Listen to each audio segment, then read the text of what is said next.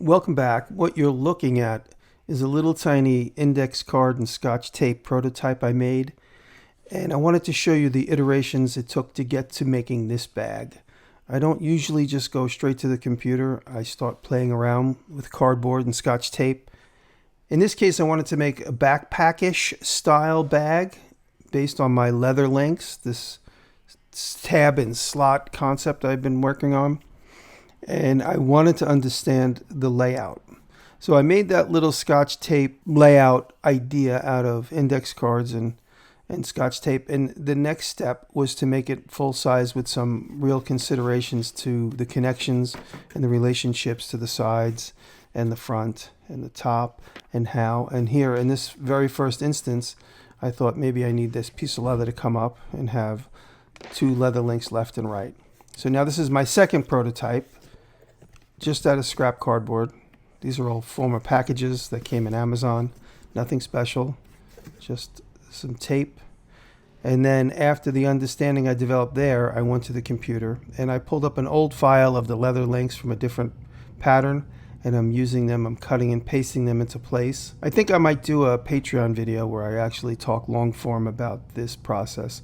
What you're looking at is about 30-40 minutes on Illustrator, drawing and laying out. And I look for opportunities where I could put rivets, and you'll see those come back into play later. And here I am doing the whole layout, and this is my first version of the layout from the computer. So I need to cut this out, and I also need to make this in cardboard so I can understand it as well. It's not done yet. I'm not ready for leather. And what I realize is I'm missing a lot of holes. So I go and I have to cut them out. I lost the holes somewhere in the translation between the first file and the file on the computer for the laser cutter. Somewhere I lost them, I didn't group them, and they fell out. So I just razor cut them in where they should be, where they belong. And going back, so I made the first one, this is the second one. This is over the course of a few days. This is the first laser one where I left the holes out by accident. I razor cut them in this prototype.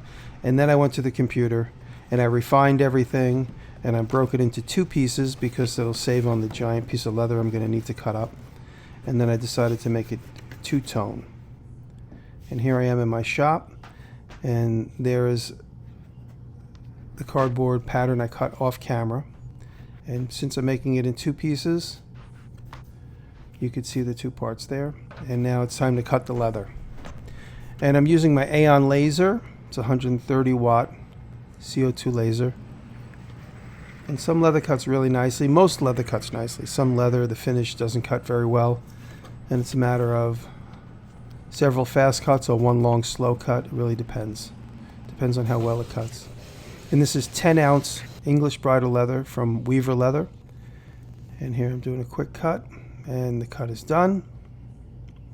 And here you could see that piece of leather. And a lot of people always ask, doesn't the edge char? It does.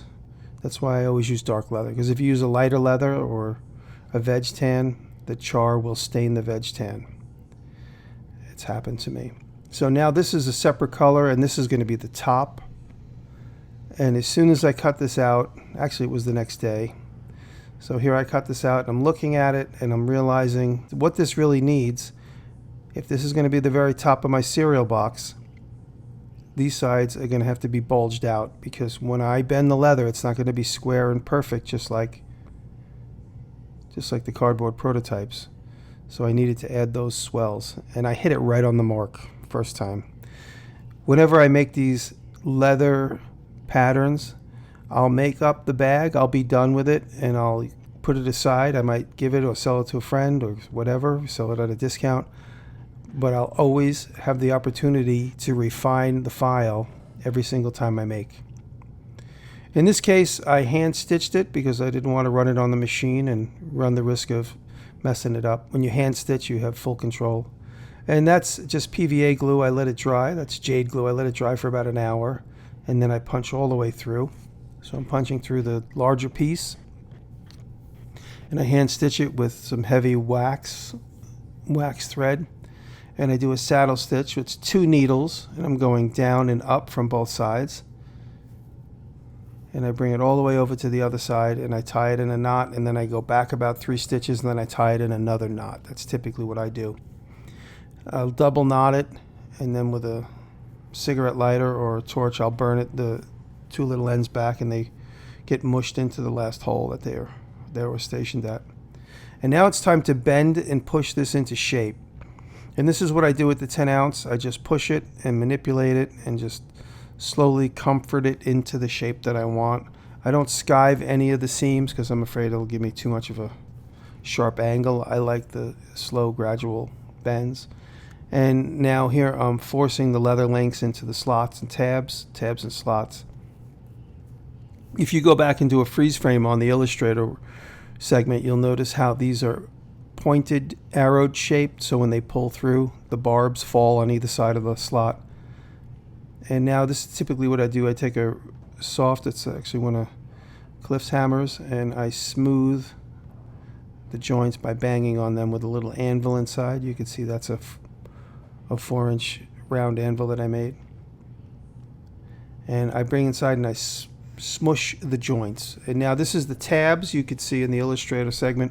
These are the tabs that open up inside, and so now you have a nice locking rivet right there that really keeps the whole design together. People often ask, do those leather links pull apart? They never do. I've never, ever pulled them apart. They're hard to pull apart when I need to pull them apart, if there's some reason I needed to redo them. And now right here, that tab that is folded up and hidden inside, it gets 2 of its own rivets to really keep this thing from falling apart. And that is an anvil that I made just specifically to do these rivets inside of the bag. And then I'm beveling that edge. I forgot to bevel it. And now I need a hasp to do a closure. I always knew that I wanted to do this type of closure. I had what I thought were the appropriate size hasps that would have been in a little brass lock set, but they were too short to go through 2 layers of leather. And here you see me just make one up out of a K&S piece of brass solid tube or solid rod. And here I'm making the backing, and also the one that I got from the hardware store had 4 holes in it. I only really needed 2 holes in it, top and bottom. It looks better. And so here you see I got my small jeweler's oxyacetylene torch with some silver solder, and that all solders on there at about 1800 degrees, so that's not coming apart. I'm using my Ameriberry grinders to get that in nice shape right there, you could see. And then it's time to install it in the bag. And this is my tab that will help me with placement. And I close the bag and I look to see where it's going to live, and I give myself 2 little indications with the ice pick, and I cut through. And now to mark my holes, I put it from the top down. And because I made the hardware, I can control where those rivets were going to come up and through. And I just tape the rivets in place so that I can push them up from behind. And these are brass. I like to use brass mostly. These come good with copper too, but I'm going to use brass D-rings, and the brass D-rings are going to be on the back, and I want to make sure all the hardware matches as far as color is concerned. Years ago, I got a Swiss Army bag as a gift, and this was the type of closure which is, I'd like to say I invented it, but the Swiss Army invented it much earlier than me. And so this is the type of closure I like to use a lot. Now these are just little laser cut leather tabs to hold the D-rings in place. And this is a backpack. I was going for more of a unisex look, but I don't know if it's a unisex look. But in general, I don't know if it would really be a comfortable backpack. It hasn't really been field tested. But I make it with clip-on straps so that you could wear it across your body as an X, or you could just have one strap go from one D-ring on top over to the other D-ring on top, and this way you could just have it as a shoulder bag. Certainly will hold the computer, pile of books, maybe some clothes, maybe just what you need in the daytime, carrying around a few cameras. And I wanted to show off that anvil that I made there. That's just scrap steel welded together to make up that anvil. That's a 1-inch plate at the bottom. And now I make my belting by using this long piece of aluminum, and I cut the belting on my table with this long piece of aluminum. And this is interesting. This is a beveler from Weaver, and you pull it through and you see how it bevels both sides. You can flip it over and it bevels both of the other side. So you have a nice little even beveler. If you had to do a lot of belts, for instance, this is one way to continuously do them in a much easier way. So now these are my two belts. I'm going to make two 32-inch long belts. Actually, it's right for me. It's probably short for somebody else. And you see how I taper the ends of these straps so that they wrap into the 5/8 clips. Clips are from the Weaver website. And you'll notice I just fold them under and rivet them.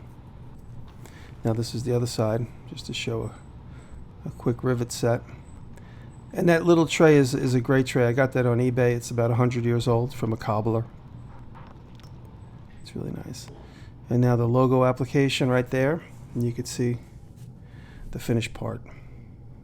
Hand stitched. Now will I make more of these? Maybe, if there's a demand. And as I make more, I will keep refining the pattern and the color combinations. And you can see my original bag that I came up with in October of 23, and its accompanying backpack. Like I said, I don't know if I'm going to make more of these. We'll see if the masses demand more. Thank you for watching, and thank you, Weaver Leather. And I always do behind the scenes on my Patreon if you want to find out more there. And I think I might post that video where I do the voiceover of my illustrated drawing segment. Thank you, Weaver. Thank you, everybody.